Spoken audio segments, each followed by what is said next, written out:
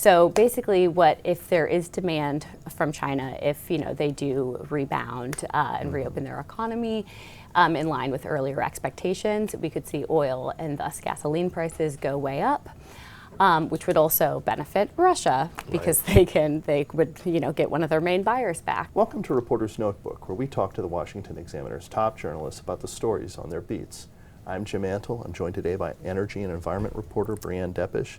Breanne, obviously gas prices were a big issue last year. The oil markets were really sort of volatile, and the Biden administration was sort of trying to confront various different oil producers, get them to lower their prices, increase their supply. What's the outlook for the oil market in 2023 in the new year? Well, sadly, there's not much more certainty, Jim, than there was at least at beginning in February 2022. That's due to a couple reasons. The first is obviously weaker demand from China. We had been expecting their economy to reopen a bit more steadily than it has. We've seen kind of some fits and starts there due to the resurgence of COVID cases, and that's led to weaker demand. They're the number one crude oil importer in the world, and that could really curtail their imports from Saudi Arabia and, importantly, from Russia, which is the other geopolitical factor. Sure. So obviously, Russia's war in Ukraine has had a major impact on energy prices. Maybe not major enough, though, to deter Russia. But if China has problems, isn't that kind of an issue for Russia?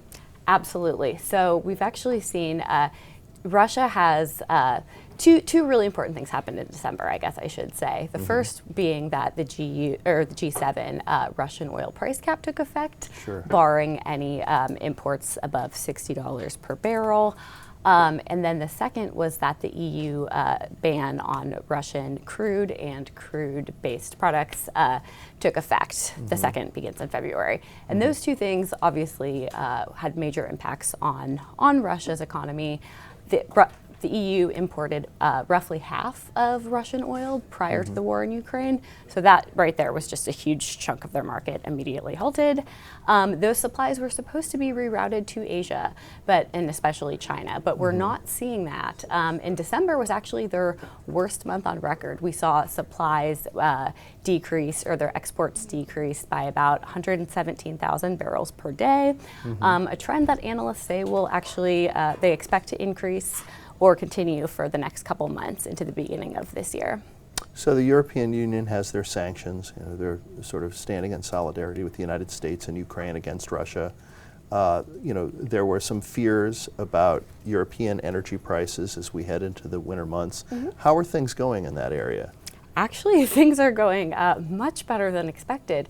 We've actually seen Europe has not only not been tapping its gas storage facilities that they had raced to build up prior to the winter season. They've actually been in a position where they're able to fill them even more. So Germany right now, which was one of the countries most dependent on Russian oil and Russian gas, actually its storage tanks were filled to a little above 90%, which was the target that they had sought for the beginning of winter.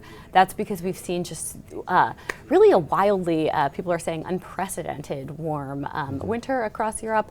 Switzerland actually is hosting a major, it's the world finals of skiing this weekend, and they're actually having to use 100% fake snow because there isn't even enough snow in the Alps. So so it's drawing concern from some climate activists and things like that, but in the meantime it is a wonderful thing for energy supplies. I think at this point in winter, Germany was expecting its gas reserves to be around 40%, and they're at 90. So really, I think a lot of countries in Europe are feeling thankful for that right now. Right, so it's sort of paradoxical because a lot of these European governments are committed to combating climate change, but maybe a little bit of warming has helped their energy needs in the short term? Exactly. It's a double-edged sword there because, of course, I think they're grateful.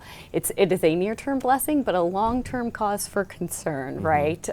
So I think we've seen some leaders in the EU try to toe a very delicate line there. So gas prices closer to home have been a big issue in U.S. politics for the past year. Biden administration before Christmas was sort of hailing decreases in gas prices. They've done it before. Gas prices ended up stabilizing enough to sort of help Democrats out a little bit in the midterm elections.